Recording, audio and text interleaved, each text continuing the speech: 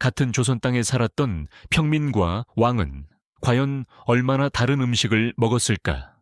많은 평민에게 하루의 중심은 아침과 저녁 두 끼였지만 궁궐에서는 죽과 수라, 간식이 정해진 순서에 따라 여러 차례 올랐다. 오늘날 익숙한 붉은 김치도 조선 전기에는 같은 모습이 아니었다.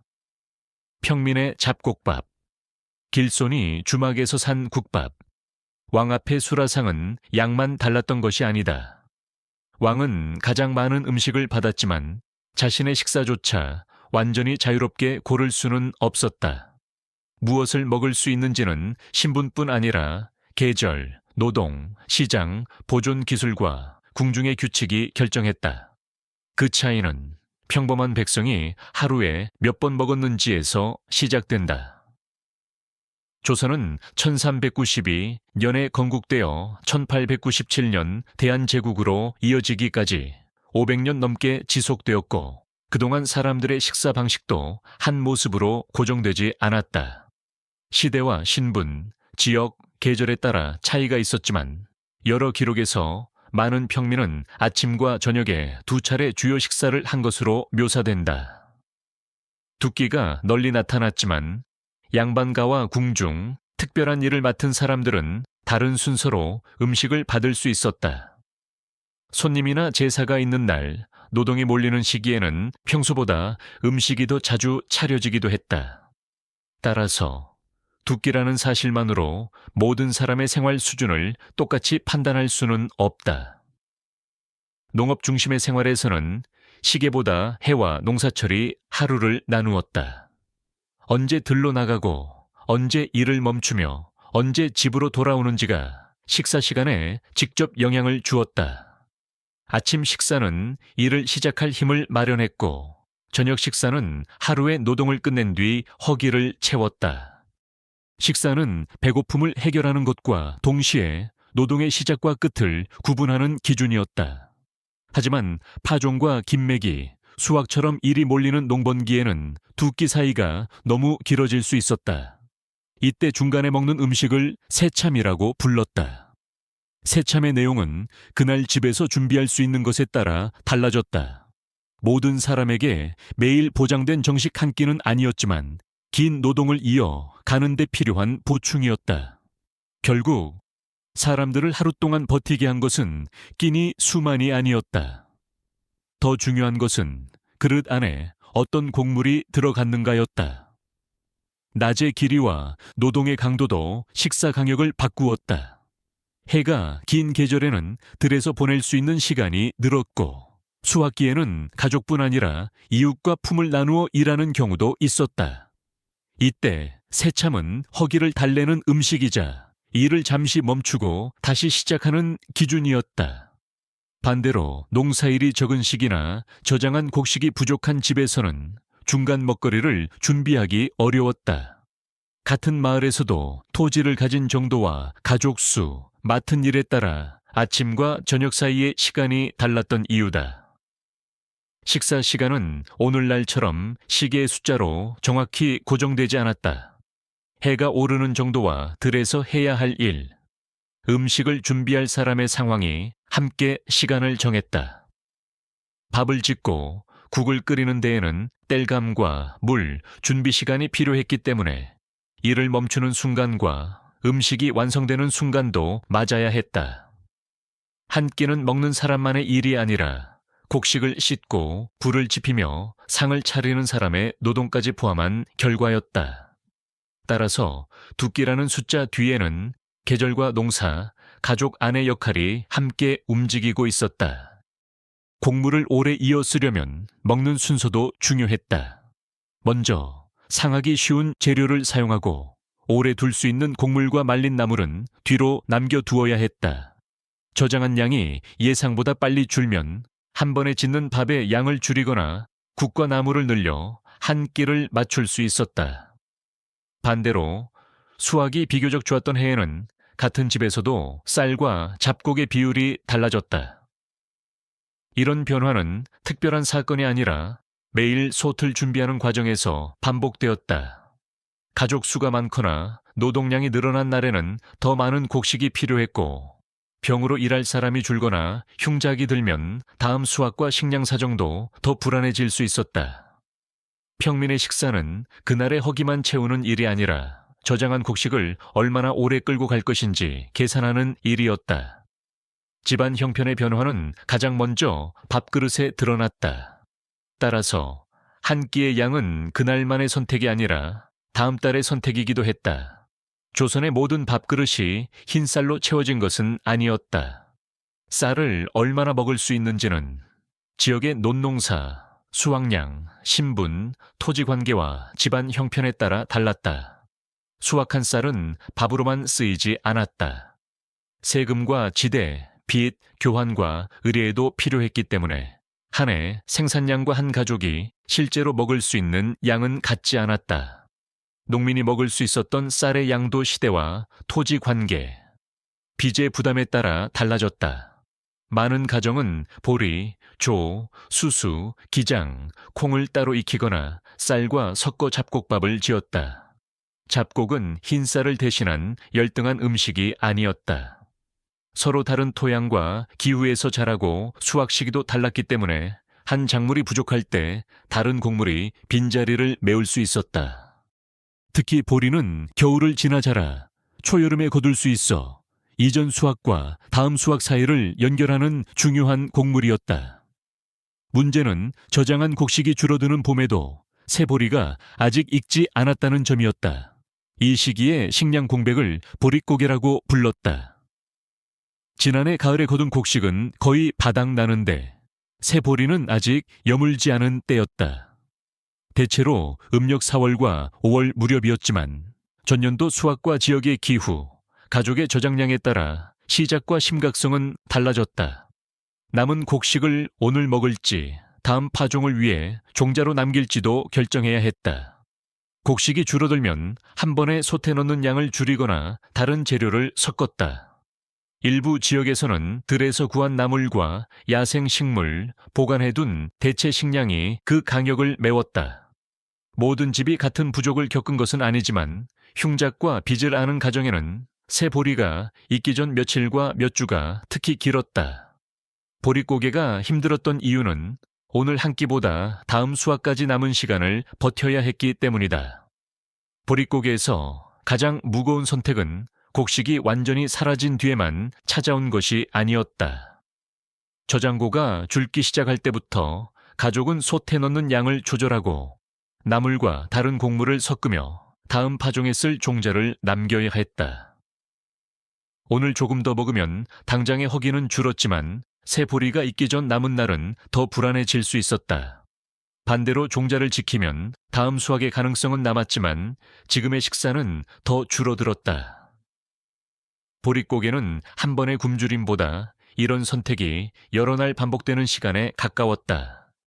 그래서 봄의 밥상은 가난을 상징하는 장면만이 아니라 남은 식량과 앞으로 거둘 곡식 사이에서 매일 균형을 잡아야 했던 현실을 보여준다. 집집마다 그 무게도 서로 달랐다. 평민의 밥상은 곡물 한 그릇으로 끝나지 않았다. 잡곡밥 옆에는 된장이나 간장으로 맛을 낸 국, 김치와 절인 채소, 계절나물이 오를 수 있었다. 봄에는 냉이와 달래, 쑥과 두릅을 데치거나 국에 넣었고 여름에는 호박잎과 오이, 가지와 열무를 먹었다. 가을에는 버섯과 도라지, 취나물 같은 재료를 이용했으며 겨울을 위해 나물을 말려 두었다가 물에 불려 먹었다. 무와 배추도 저장하거나 절이는 데 사용했다. 된장과 간장 같은 콩 발효장은 국과 반찬의 맛을 내는 중요한 재료였다. 다만 평민의 영양을 된장 하나만으로 설명할 수는 없다. 곡물과 콩, 채소, 지역에서 얻을 수 있는 생선과 다른 식재료가 함께 밥상을 만들었다. 이 구성 가운데 오늘날 가장 큰 오해를 부르는 음식은 김치다. 조선의 김치는 처음부터 지금처럼 붉었을까? 잡곡밥의 구성도 한 해 동안 같지 않았다. 수확 직후에는 비교적 여유가 있던 곡물이 시간이 지나며 줄었고 봄이 가까워질수록 솥에 들어가는 비율도 바뀌었다. 쌀이 조금 남아있으면 보리나 조와 섞었고 한 곡물이 부족하면 다른 곡물과 콩으로 양을 맞췄다. 같은 집의 밥도 가을과 봄에 다른 모습을 보일 수 있었던 것이다. 밥의 색과 질감은 취향보다 저장고의 사정을 더 직접적으로 드러냈다. 채소를 먹는 방식에서도 계절을 넘기기 위한 준비가 중요했다. 바로 먹을 수 있을 때에는 데치거나 국에 넣었고 오래 두어야 할 재료는 말리거나 소금에 절였다. 말린 나물은 겨울에 물에 불려 다시 조리했고 장류는 여러 음식에 간을 맞추는 데 사용되었다. 이런 방법은 없는 재료를 만들어내는 기술이 아니라 짧은 수확 시기에 얻은 것을 더 오래 쓰는 기술이었다. 평민의 밥상은 적은 종류의 음식이 반복된 상이 아니라 남은 곡물과 계절 재료를 조합해 다음 수확까지 이어 가는 생활의 결과였다. 오늘날 김치라고 하면 붉은 양념이 배추 잎마다 배어있는 모습을 먼저 떠올린다. 하지만 조선 전기의 김치를 모두 같은 색과 맛으로 설명하면 시대의 변화를 놓치게 된다.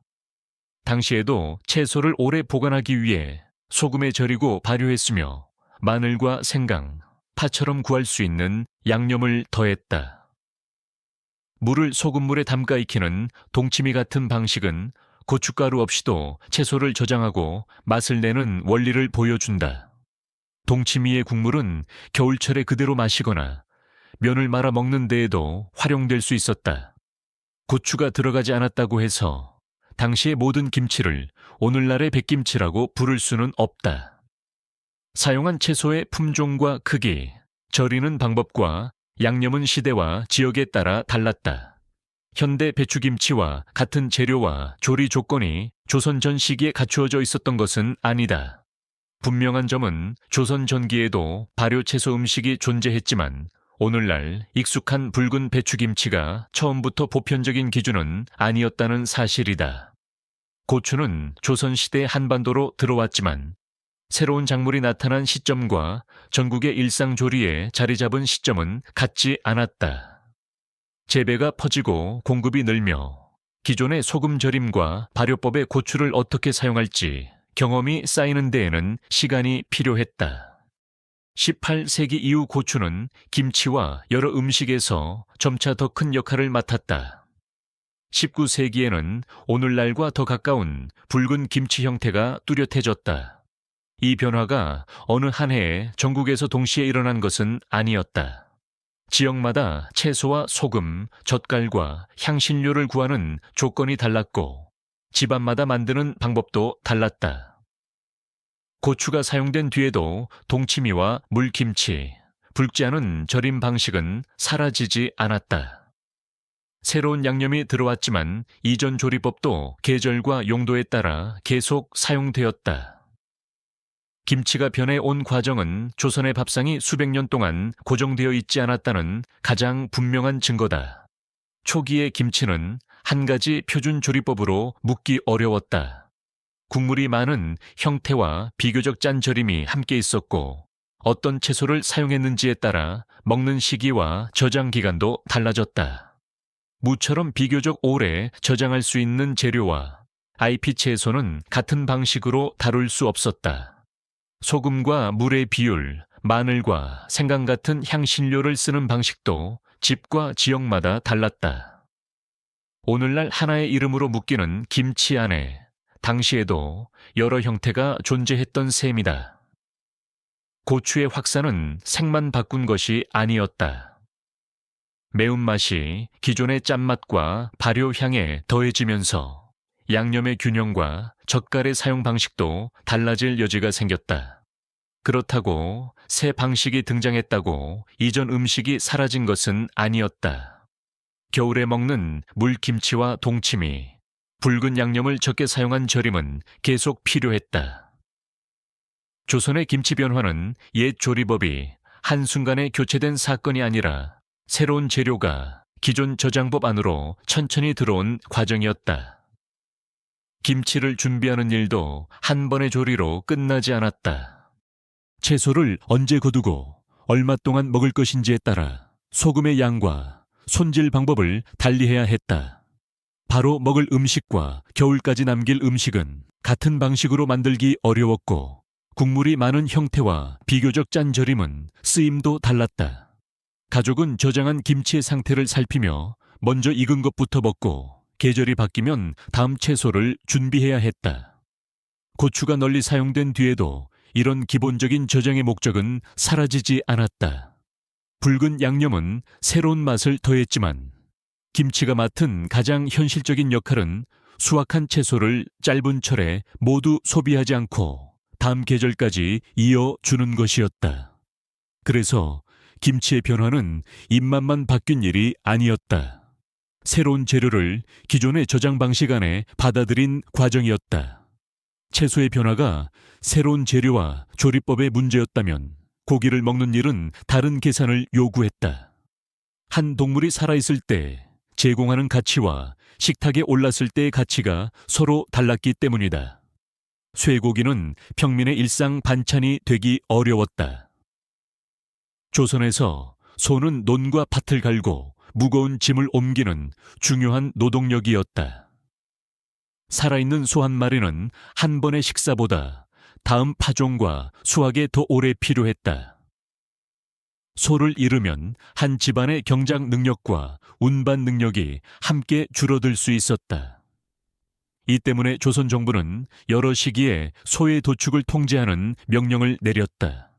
이런 제한은 흔히 우금령으로 불리는 소 도축 통제와 연결된다. 다만 500년 동안 강도와 적용 방식이 한 번도 변하지 않은 절대 금지였던 것은 아니다.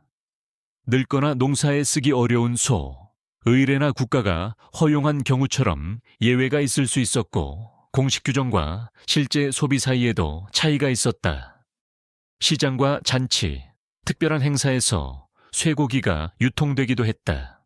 그러나 평범한 가정이 날마다 쇠고기를 먹는 환경은 아니었다. 돼지는 소처럼 쟁기를 끌거나 농사 운반을 맡지 않았기 때문에 같은 종류의 제한을 받지 않았다. 돼지고기는 쇠고기보다 제약이 적었지만 사육할 공간과 먹이, 집안 형편에 따라 접근성은 달랐다.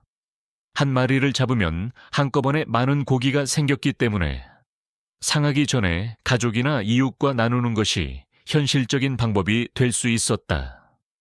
잔치나 명절 같은 특별한 날에 고기가 더 자주 등장한 이유도 여기에 있었다.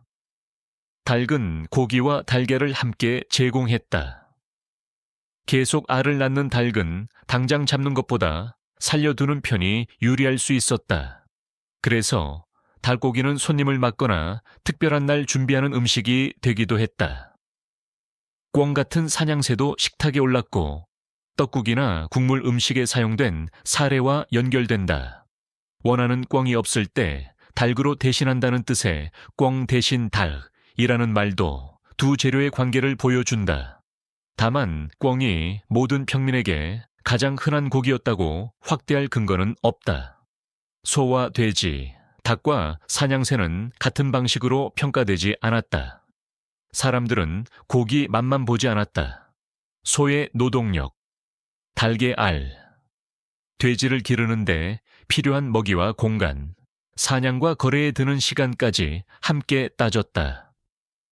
살아있는 동안 계속 가치를 제공하는 동물일수록 식탁에 올리는 결정은 늦어질 수 있었다. 고기를 먹는 날에는 한 마리를 어떻게 나눌지도 중요했다. 냉장 시설이 없었기 때문에 많은 양의 고기가 생기면 짧은 시간 안에 조리하거나 소금에 절이고 여러 사람이 나누어 사용하는 편이 현실적이었다. 잔치와 제사, 공동행사는 평소보다 많은 사람이 한꺼번에 고기를 소비할 수 있는 자리였다. 고기가 특별한 날과 연결된 것은 맛이 귀해서만이 아니라 한 번에 생긴 양을 낭비하지 않고 처리할 사람이 모였기 때문이기도 했다. 가축을 기르는 과정 자체도 식량과 노동을 요구했다. 돼지에게 줄 먹이와 닭을 돌볼 공간이 필요했고 병이나 추위로 가축을 잃을 가능성도 있었다. 집에서 기른다고 해서 고기를 아무 때나 먹을 수 있었던 것은 아니다. 한 마리를 잡는 순간 앞으로 얻을 수 있었던 새끼와 알, 노동력도 함께 포기하게 된다. 그래서 같은 동물을 키우는 집이라도 가족 수와 행사, 먹이 사정에 따라 도축 시점이 달랐다. 평민의 고기 소비는 허용과 금지만으로 설명되지 않았다. 살아있는 자산을 언제 음식으로 바꿀 것인가에 대한 판단과 연결되어 있었다. 물고기는 신분뿐 아니라 지리와 운송 시간의 영향을 크게 받았다. 강과 하천이 가까운 내륙에서는 붕어와 인거, 메기 같은 민물고기를 먹을 수 있었고, 해안에서는 다양한 바닷물고기와 해산물을 구할 수 있었다. 하지만 현대식 냉장 기술이 없던 시기에는 신선한 생선을 먼 곳까지 옮기기 어려웠다. 바다에서 멀어질수록 말리거나 소금에 절인 형태가 더 중요해졌다. 조기를 소금에 절여 말린 굴비와 말린 명태인 북어는 보관 기간을 늘리고 먼 곳까지 옮기기 위한 방법이었다. 지역에 따라 청어 같은 생선을 말려 사용하기도 했다. 새우젓과 멸치젓, 조개젓 같은 젓갈은 생선이나 해산물을 소금에 절여 발효한 음식이었다. 밥반찬으로 먹기도 했고, 일부 김치의 맛과 발효를 돕는 재료로도 쓰였다. 말리고 절이며 발효하는 일은 계절의 식재료를 다른 시기와 지역으로 옮기는 기술이었다. 생선의 상태는 시장까지 걸리는 시간에 따라 달라졌다.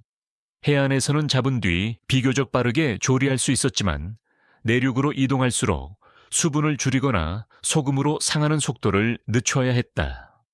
강과 하천 주변에서는 바다와 다른 종류의 물고기를 이용했고, 장이 크게 서는 지역은 운송로를 통해 더 다양한 수산물을 받을 수 있었다. 같은 신분의 사람이라도 바다와 강, 시장에서 얼마나 떨어져 살았는지에 따라 반찬의 종류가 달라졌다.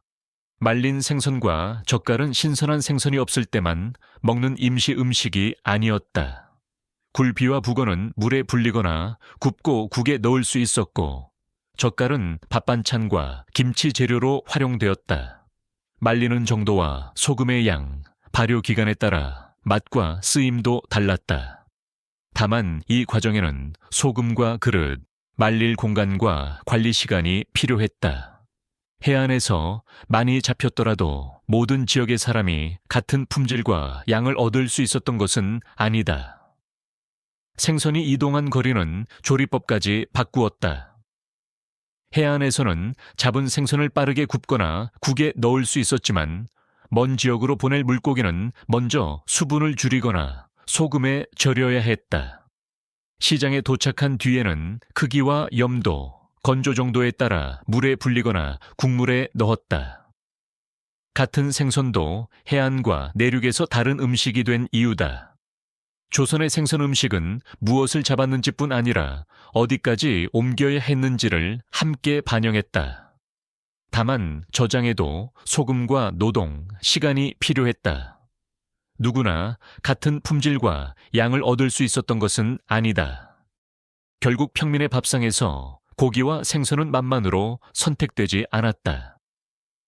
동물의 미래 가치, 생선이 상하기 전까지의 시간, 보존하고 운반할 수 있는 능력이 함께 결정했다. 곡물이 술이 될 때도 비슷한 충돌이 나타났다. 밥이 될 수 있는 쌀을 왜 술로 빚었고, 국가는 왜 그 술을 반복해서 제한했을까? 조선에서 술은 기호품 이상의 역할을 했다. 조상에게 올리는 제사, 궁중과 관청의 의례, 손님 접대, 잔치와 마을 행사에서 술은 정해진 역할을 맡았다. 손님에게 술을 내는 것은 관계와 예법의 일부였다. 그러나 술을 빚는 데 사용한 쌀과 다른 곡물은 그대로 밥이나 죽이 되어 사람을 먹일 수도 있었다. 풍년에는 의례와 식량을 함께 유지할 여지가 있었지만 가뭄과 흉년으로 수확이 줄면 계산이 달라졌다. 저장한 곡식이 부족한데 술까지 계속 빚으면 생존에 필요한 몫이 줄어들 수 있었다. 조선 정부가 여러 시기에 금주령과 양조 제한을 내린 중요한 이유가 여기에 있었다. 금주령은 술을 영원히 없애려는 하나의 고정 정책이라기보다 식량 사정이 나쁜 때 곡물 소비를 줄이기 위한 조치로 반복되었다. 국가 재향과 사신 접대, 혼인과 제사, 약용처럼 예외가 인정된 경우도 있었고, 명령이 내려졌다고 모든 양조가 즉시 사라진 것도 아니었다. 조선의 술은 크게 탁주, 청주, 소주로 설명할 수 있다. 탁주는 발효한 술에서 맑은 부분만 따로 받지 않거나 술 밑을 걸러 뿌연 상태로 만든 술을 넓게 가리켰다. 일상과 가까운 술로 알려져 있지만 조선의 모든 탁주가 오늘날 판매되는 막걸리와 제조법과 맛까지 완전히 같았던 것은 아니다. 곡물과 누룩, 물의 양, 빚는 횟수와 발효 기간에 따라 여러 종류가 만들어졌다. 청주는 발효가 끝난 술독에서 비교적 맑은 부분을 받아낸 술이었다. 맑은 형태 때문에 재래와 접객에서 중요한 자리를 차지했지만 양반만 마실 수 있는 술로 단순하게 나눌 수는 없다. 행사와 지역, 집안의 곡물 여유와 양조 능력에 따라 접근성은 달랐다. 소주는 발효주를 다시 증류해 얻었다. 소주꼬리 같은 별도의 기구와 추가 작업이 필요했고 같은 양의 곡물로 만들 수 있는 양도 제한적이었다. 이런 조건 때문에 소주는 여러 발효주보다 귀한 술이 될 수 있었고 약용으로 사용되기도 했다. 탁주를 평민, 청주를 양반, 소주를 부유층에 하나씩 대응시키면 실제 술 문화를 지나치게 단순화하게 된다. 지역마다 누룩과 물이 달랐고 집안마다 곡물을 익히고 덧술하며 거르는 방식이 달랐다. 같은 이름 아래에도 여러 제조법이 있었으며 술의 차이는 신분뿐 아니라 원료와 기술, 기다릴 수 있는 시간에서도 생겼다. 혼돈주는 조선의 술을 현대식 혼합주와 연결할 때 자주 등장한다. 하지만 문헌 속 혼돈주는 쌀과 누룩으로 빚은 뒤 술 밑을 걸러 만든 탁한 술이었다. 탁주와 소주를 섞은 현대식 혼합주로 단정할 근거는 부족하다. 조선의 술은 그런 비교 없이도 충분히 다양했다. 곡물의 처리법과 누룩, 덧술 횟수, 발효 기간, 거르는 방식과 증류 여부에 따라 전혀 다른 술이 만들어졌다. 술을 빚는 일에는 곡물만 필요한 것이 아니었다. 누룩을 준비하고 물의 양을 맞추며 발효가 진행되는 동안 온도와 시간을 관리해야 했다. 맑은 부분을 받아낼지 술 밑을 함께 걸러낼지에 따라서도 결과가 달라졌다. 소주를 만들려면 발효한 술을 다시 증류할 기구와 연료, 추가 노동이 필요했다. 술의 가격과 용도는 완성된 맛뿐 아니라 그 과정에 들어간 곡물과 시간, 도구의 차이에서 생겼다. 가정에서 술을 빚는 능력도 접대와 의례에 영향을 주었다. 손님이나 제사를 위해 미리 준비해야 했고 발효가 끝날 때까지 기다해야 했기 때문에 필요한 날 갑자기 만들 수 없었다. 흉년의 금주령은 사람들이 술을 좋아한다는 이유만으로 내려진 것이 아니었다. 한 항아리에 들어간 곡물이 가족의 여러 끼가 될 수 있다는 계산 때문에 국가가 개입했다. 술은 예법을 지키는 데 필요했지만 그 예법을 유지하려면 생존에 필요한 식량을 소비해야 한다는 모순을 안고 있었다. 금주령이 반복되었다는 사실은 술이 사회에서 중요하지 않았다는 뜻이 아니다. 오히려 제사와 접대, 잔치에서 술을 빼기 어려웠기 때문에 국가도 완전한 금지보다 상황에 따른 제한과 예외를 함께 운영해야 했다. 곡식이 부족한 시기에는 술 한 항아리가 낭비로 보일 수 있었지만 의례를 치르는 집안에는 필요한 준비물이기도 했다. 이 충돌 때문에 같은 술도 풍년에는 환대의 상징이 되고 흉년에는 통제의 대상이 될 수 있었다. 명령을 내리는 것과 실제 가정의 양조를 모두 막는 것은 다른 문제였으며 집행의 강도도 지역과 시기에 따라 달랐다. 조선의 술 문화는 사람들이 얼마나 마셨는지만으로 설명되지 않는다. 곡물을 어디에 먼저 쓸 것인지, 예법을 어디까지 지킬 것인지, 국가가 사적인 식생활에 언제 개입했는지가 함께 들어있었다. 술이 가정과 의례를 넘어 길 위에서 팔리려면 그것을 내놓을 장소가 필요했다. 여행자는 음식과 술뿐 아니라 잠시 쉴 곳과 때로는 하룻밤 묵을 공간도 필요했다. 이 길가의 음식 문화가 커지려면 시장과 교통로, 그리고 값을 주고받을 수단이 함께 발달해야 했다. 조선 전기의 여러 시기에는 동전이 전국에서 안정적으로 통용되지 않았다. 사람들은 곡물과 배, 다른 물품을 교환하거나 외상과 신용을 이용했다.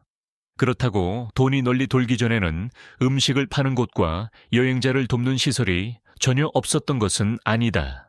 장시와 길목에서는 먹을거리와 물품이 거래되었고, 여행자는 친족과 지인의 집, 역과 원, 객사, 사찰이나 민간 숙소를 이용할 수 있었다. 다만 공적 시설은 이용 대상과 목적이 정해진 경우가 많아 누구나 돈을 내고 식사와 잠자리를 사는 상업 공간과는 기능이 달랐다. 중요한 전환점 가운데 하나는 1678년 상평통보가 법정 화폐로 발행되고 유통되기 시작한 일이었다. 상평통보가 시장과 주막을 갑자기 만든 것은 아니다. 그 이전에도 장시는 성장하고 있었고 물품과 쌀, 배를 이용한 거래가 이어졌다. 다만 공통된 화폐가 널리 받아들여지면서 음식 한 그릇과 술, 숙박의 값을 정하고 지불하는 과정은 더 간단해질 수 있었다. 18세기에 화폐 유통과 상업 활동이 확대되면서 상인과 관리, 짐을 운반하는 사람, 장터를 오가는 주민과 여행자의 이동도 늘었다. 이들은 길 위에서 먹고 마시고 쉬어야 했다. 교통로와 시장의 수요가 반복되면서 도로와 장시, 나루 주변의 주막은 더 안정적으로 운영될 조건을 갖추었다. 주막은 동전이 나온 날 갑자기 발명된 것이 아니라 기존의 접대와 숙박 기능 위에 시장과 화폐 거래가 더해지며 눈에 띄게 성장한 공간이었다. 현물 거래에서는 음식과 잠자리의 값을 매번 맞추는 일이 쉽지 않았다. 쌀이나 배를 낼 수는 있었지만 한 끼와 하룻밤의 가치를 어느 정도로 계산할지는 손님과 주인의 사정에 따라 달랐다. 화폐가 더 널리 통용되면 작은 음식과 술 한 사발에도 공통된 가격을 붙이기 쉬워졌다. 여행자는 다른 지역에서도 비슷한 방식으로 값을 치를 수 있었고 주인은 받은 돈을 다시 시장에서 필요한 물품으로 바꿀 수 있었다. 화폐만으로 이동이 늘어난 것은 아니었다. 장시가 성장하고 물건을 운반하는 길과 나루가 활발해지면서 반복적으로 오가는 사람이 많아졌다. 주막은 이 흐름이 만나는 곳에 자리 잡았다. 상인은 다음 장까지 이동하기 전에 쉬었고 짐을 나르는 사람은 음식과 술로 힘을 보충했다. 관청의 일을 맡은 사람과 개인적인 사정으로 길을 나선 사람도 같은 공간을 이용할 수 있었다. 주막의 성장은 돈, 시장, 교통과 이동 수요가 함께 맞물린 결과였다. 주막에서는 낯선 손님도 값을 치르고 음식과 술, 쉴 곳을 얻을 수 있었다. 문제는 손님이 정확히 언제, 몇 명이나 올지는 알기 어려웠다. 준비 시간이 긴 음식만으로는 갑자기 들어온 사람들을 감당하기 힘들었다. 이 운영 문제에 잘 맞았던 음식이 국밥이었다. 주막은 큰일과 장터 주변, 고개 아래와 나루처럼 사람과 물건이 자주 오가는 지점에 자리 잡았다. 어떤 곳은 음식과 술을 중심으로 운영했고 어떤 곳은 여행자와 말이 쉬어갈 공간이나 잠자리까지 제공했다. 오늘날의 식당과 여관이 합쳐진 모습과 비슷한 기능이 있었지만 모든 주막의 규모와 서비스가 같았던 것은 아니다. 주막을 운영하는 여성을 주모라고 불렀고 김홍도의 풍속화처럼 여성이 손님에게 음식을 내는 장면도 남아있다. 다만 전국의 주막 주인이 모두 여성이었다고 단정할 수는 없다. 중요한 것은 누가 운영했는가 보다 주막이 길 위에서 어떤 문제를 해결했는가였다. 손님은 도착해 값을 치르고 먹고 마시거나 쉬고 다시 다음 목적지로 떠났다. 국밥은 밥과 뜨거운 국물을 한 그릇에 담아 빠르게 낼 수 있었다. 별도의 반찬과 상차림을 많이 준비하지 않아도 한 사람의 식사가 완성되었고, 한꺼번에 여러 손님이 들어와도 제공 과정이 비교적 단순했다. 소태 국물은 계속 들 수 있었고, 미리 준비한 밥과 함께 내면 오래 걸은 여행자에게 따뜻하고 든든한 한 끼가 되었다. 주막이 국밥을 처음 발명했다고 단정할 수는 없다. 국과 밥을 함께 먹는 방식은 가정과 다른 식사 공간에도 있었고, 국밥 조리법이 문헌에 나타나는 것은 조선 말기의 음식 기록과 연결된다. 주막과 장시는 국밥이 판매 음식으로 자리 잡고 널리 알려지는데 중요한 환경을 제공했다. 정확한 최초의 장소와 순간보다 중요한 것은 국밥이 길 위에 반복되는 수요에 잘 맞았다는 점이다. 국밥의 재료도 하나로 고정되지 않았다. 돼지고기와 뼈, 채소와 콩 제품, 생선과 조개, 장의 종류에 따라 국물과 고명이 달랐다. 쇠고기를 사용할 수 있는 상황에는 쇠고기 국밥이 나올 수 있었고, 해안 지역에서는 주변에서 구한 수산물이 활용될 수 있었다. 모든 국밥에 내장이 들어간 것도 아니며 쇠고기만 사용한 것도 아니었다. 지역에서 확보하기 쉬운 재료가 한 그릇의 구성을 결정했다. 후대의 일부 국밥 전통에서는 식은 밥에 뜨거운 국물을 여러 차례 부었다가 따라내며 드는 토렴을 사용한다. 이 기술은 밥의 온도와 식감을 조절하고 손님에게 따뜻한 음식을 빠르게 내는 데 유용했다.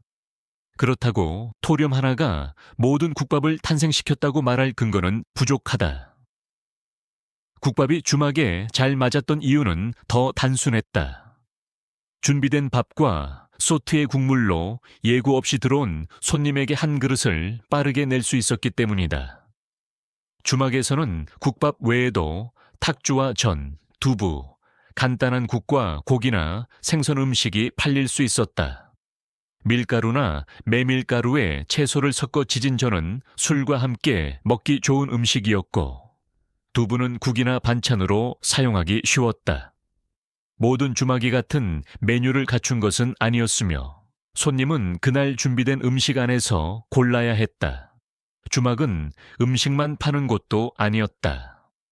서로 다른 지역에서 온 상인과 관리, 운송업자와 길손이 한자리에 머물면서 시장 가격과 물품 사정, 도로와 나루의 상태, 관청과 지역의 소식을 주고받았다. 사람들이 모였기 때문에 정보가 자연스럽게 오갔다.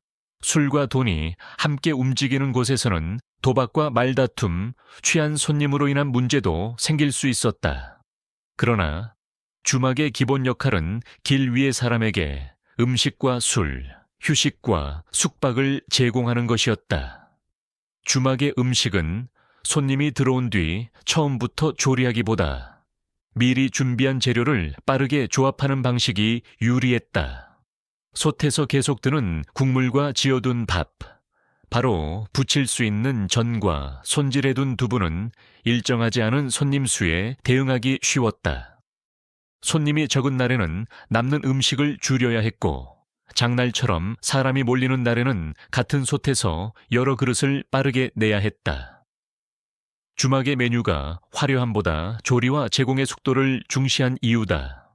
주막에서 술은 중요한 판매품이었지만 길손에게 더 절실한 것은 한 끼와 잠자리였다. 짐을 운반하는 사람은 음식과 휴식이 필요했고, 말이나 짐을 돌볼 공간이 필요한 경우도 있었다. 장터 한복판의 주막과 외진 길목의 주막은 손님과 서비스가 달랐다. 규모가 작은 곳은 술과 간단한 음식만 내고, 큰 곳은 숙박과 휴식 공간까지 제공할 수 있었다.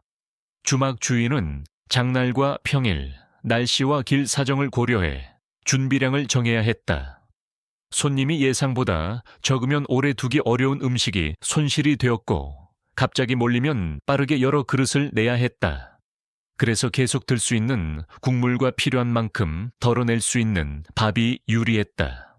전과 두부도 그날 재료와 손님 수에 맞춰 양을 조절하기 쉬웠다. 해안과 나루, 상길과 장터의 주막은 주변 시장에서 구할 수 있는 재료와 손님층이 달랐다. 국밥은 이런 조건에 맞춰 발전한 판매 음식이었다. 주막의 상은 갑자기 들어온 손님과 그날 구한 재료에 맞춰 움직였다. 다음에 볼 왕의 식탁은 정반대였다. 궁궐에서는 음식의 수와 위치, 올리는 시간과 담당자가 미리 정해진 체계 안에서 움직였다. 그렇다면 왕은 하루에 몇 번 음식을 받았고 널리 알려진 12첩 수라상은 실제로 무엇을 뜻했을까?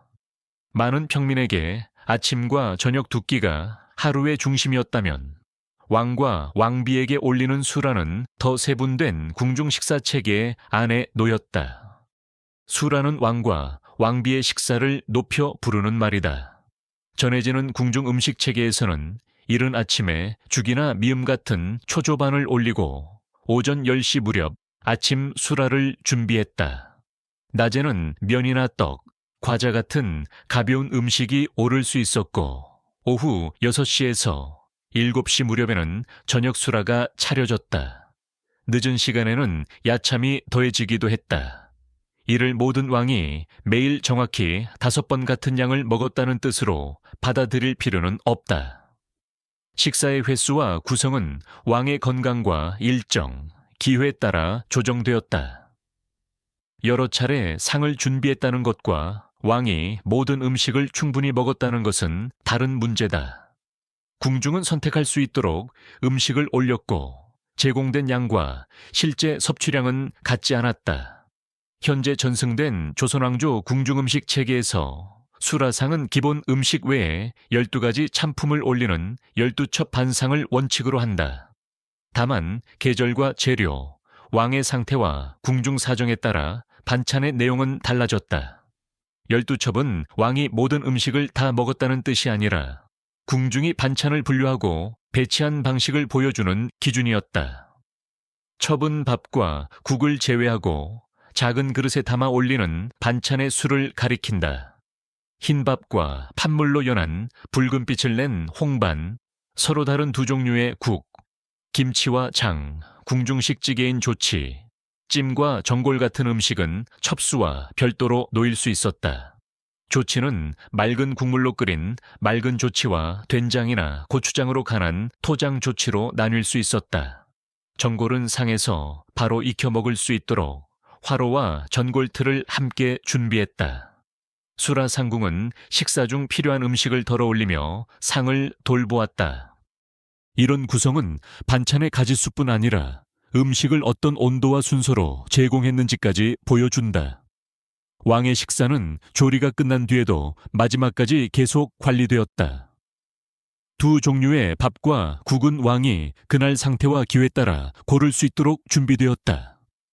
그 밖의 반찬에는 생선구이와 고깃찜, 나물과 전, 조림과 장아찌, 젓갈처럼 서로 다른 재료와 조리법이 포함될 수 있었다.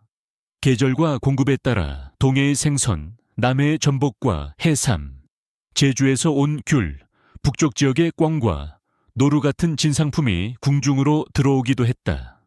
모든 재료가 매일 한 상에 함께 놓였다는 뜻은 아니지만 왕의 수라상은 여러 지역의 물품을 모을 수 있었던 궁중의 조달 능력을 보여준다. 수라상은 한 명의 요리사가 즉석에서 만든 작품이 아니었다. 쌀과 콩, 장류와 채소, 말리거나 소금에 절인 수산물이 여러 지역과 유통 경로를 거쳐 궁으로 들어왔다. 재료를 모으는 행정, 운반하는 사람, 보관시설, 조리 인력과 상을 올리는 예법이 함께 움직여야 한 끼가 완성되었다.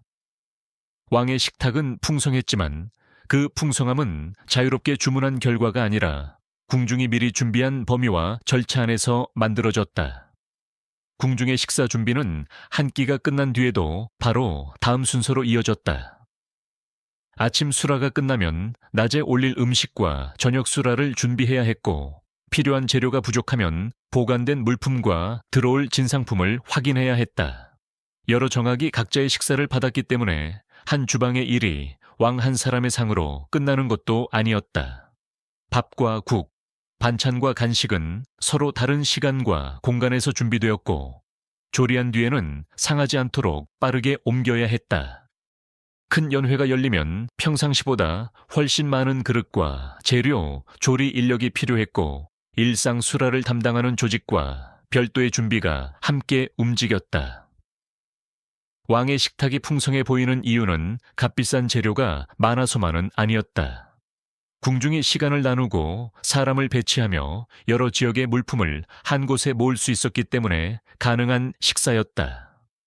왕의 상에 오른 재료는 계절과 지역의 차이를 궁 안으로 모아놓았다.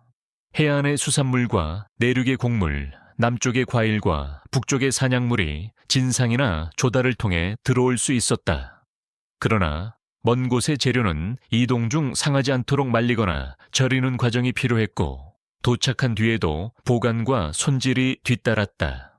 수라상의 다양성은 왕의 지위뿐 아니라 여러 지역에서 물품을 거두고 운반할 수 있었던 행정 능력에 기대고 있었다. 상 위에 음식이 많다고 해서 왕이 모두 먹은 것은 아니었다.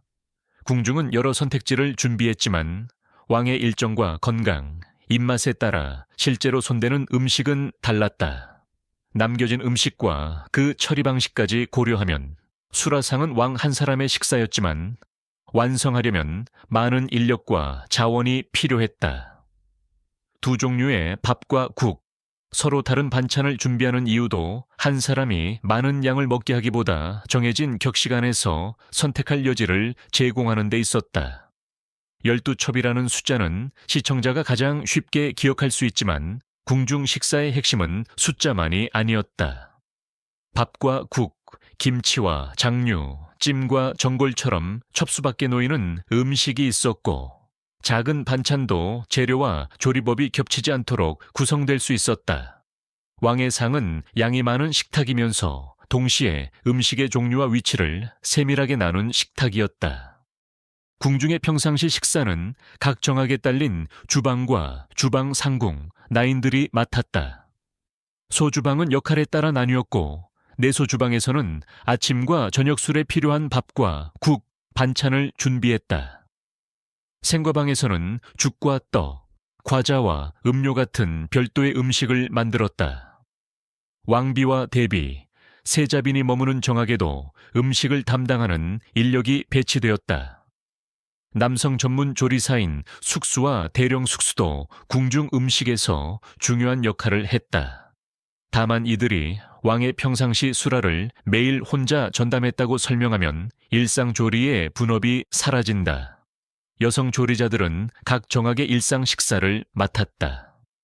대령 숙수는 특히 외소 주방과 숙설소에서 큰 연회와 의례 음식을 준비할 때 중요한 역할을 했다. 일상 수라와 대규모 잔치는 음식의 양과 필요한 인원, 조리 공간이 달랐기 때문에 다른 방식으로 운영되었다. 조리가 끝난 음식은 곧바로 왕 앞에 놓이지 않았다. 왕이나 왕비가 수저를 들기 전 음식은 이미 여러 사람의 손을 거쳤다. 누가 만들었고 누가 옮겼으며 누가 마지막으로 확인했는지가 구분되어 있었다.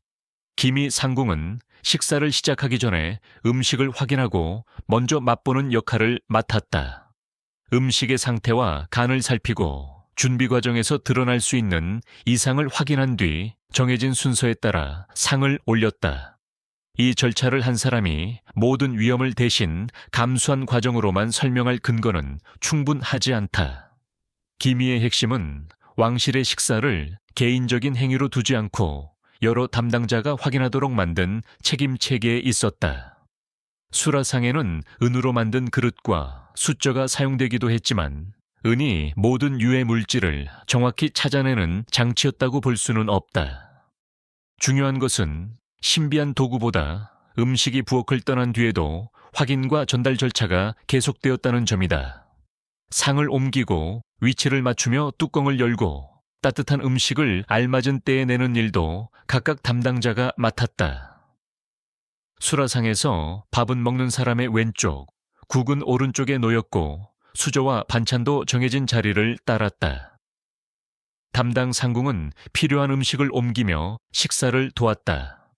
왕에게도 선택지는 있었지만 흰밥과 홍반, 서로 다른 국처럼 궁중이 미리 준비한 범위 안에서였다.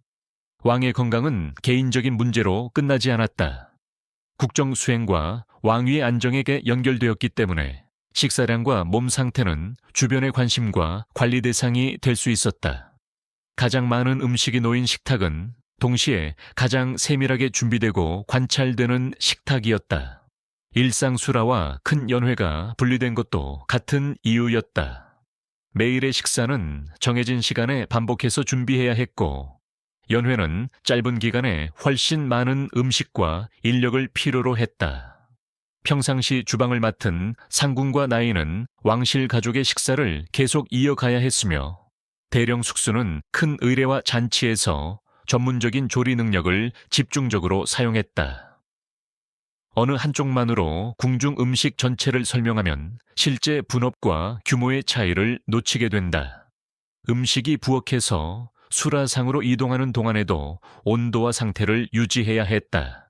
밥과 국이 식지 않도록 시간을 맞추고 그릇과 뚜껑을 정리하며 정해진 위치에 놓는 일이 필요했다.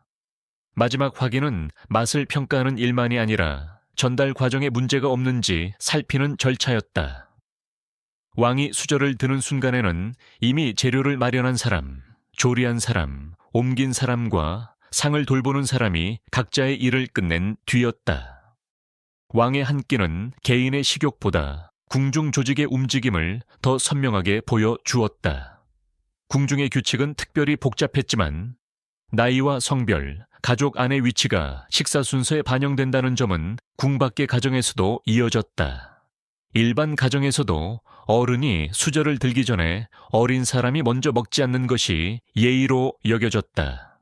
식사를 마친 뒤 어른보다 먼저 수저를 내려놓지 않는 태도도 강조되었다.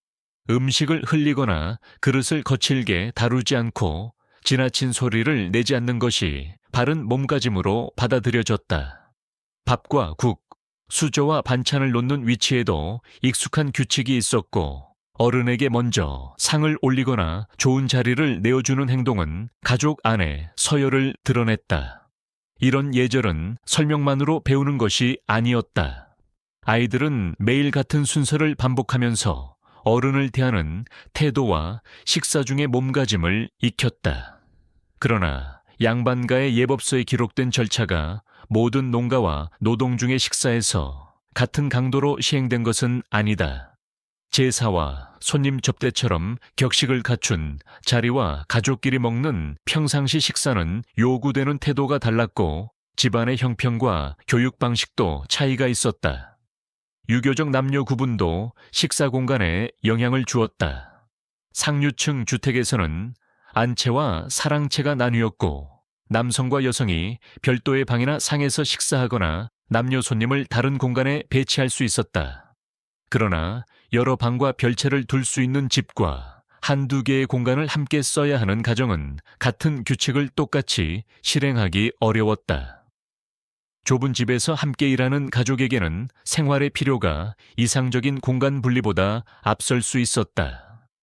조선의 식사 예절에는 분명한 규범이 있었지만 실제 생활에서는 신분과 재산, 주택 규모와 가족 구성에 따라 조정되었다. 예절은 식탁에서 누가 먼저 먹는지만 정하지 않았다. 손님이 왔을 때 누구에게 어떤 상을 내는지, 제사에서 음식을 어떤 순서로 올리는지, 가족 안에서 좋은 반찬을 누구에게 먼저 권하는지도 관계와 지위를 드러냈다.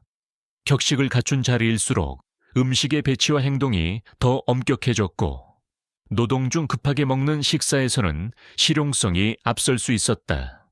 같은 사람이 상황에 따라 서로 다른 방식으로 먹었을 가능성이 큰 이유다. 오늘날까지 이어진 식사 습관도 조선의 규칙을 그대로 보존한 결과라고만 말할 수는 없다. 밥과 국의 배치, 어른을 먼저 배려하는 태도, 명절 음식을 함께 준비하는 관습에는 과거와 연결되는 부분이 있지만 가족 구조와 주거 공간, 식사 시간이 바뀌며 실행 방식도 달라졌다. 이어진 것은 완전히 같은 장면이 아니라 식사를 통해 관계를 확인하고 계절의 음식을 나누는 기본 원리였다. 조선의 밥상 일부는 이름과 형태를 바꾸며 오늘날까지 이어졌다.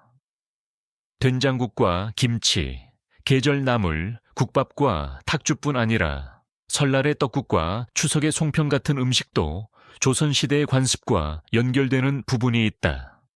다만 오늘날의 음식이 당시와 완전히 같다는 뜻은 아니다.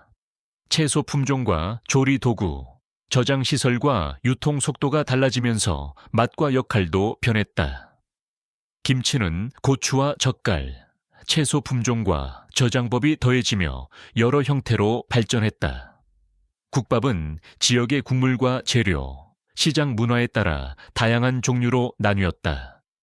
오늘날의 막걸리와 소주도 표준화된 생산과 새로운 설비, 다른 유통 환경을 거치면서 조선시대의 술과 차이를 갖게 되었다. 이어진 것은 음식의 이름만이 아니라 계절의 재료를 저장하고 발효하며 한 끼를 구성하는 방식이었다. 평민의 잡곡밥, 길손이 주막에서 산 국밥, 왕 앞에 놓인 수라상은 같은 왕조 안에 있었지만 같은 조건에서 만들어진 식사가 아니었다. 평민의 밥상은 계절과 수확량, 저장한 곡식에 따라 달라졌다. 주막의 식탁은 장터와 도로, 나루를 오가는 사람들에게 돈을 받고 음식과 술, 휴식을 제공했다. 왕의 수라상은 가장 많은 선택지를 갖췄지만 수많은 사람의 조달과 조리, 정해진 절차가 있어야만 차려질 수 있었다. 차이는 반찬수에서 끝나지 않았다. 누군가는 다음 수확까지 곡물을 나누어 써야 했고, 누군가는 길 위에서 값을 치르고 따뜻한 한 그릇을 샀다. 왕은 흰밥과 홍반, 여러 국과 반찬 가운데 고를 수 있었지만 그 식사는 준비와 확인, 건강 관리가 이어지는 공적인 절차 안에 있었다. 조선 사람들은 모두 같은 방식으로 먹지 않았다. 무엇을 먹을 수 있는지는 신분과 거주지, 계절과 노동, 시장의 발달과 가족 질서에 따라 달라졌다. 조선의 역사는 궁궐과 전쟁에만 남아있지 않다. 잡곡밥과 주막의 국밥, 왕의 수라상은 조선 사회의 신분과 생산, 유통 구조가 어떻게 달랐는지를 보여준다. 시청해 주셔서 감사합니다. 영상이 유익했다면 구독과 좋아요를 눌러주시고 다음 조선 생활사 이야기에서도 함께해 주세요.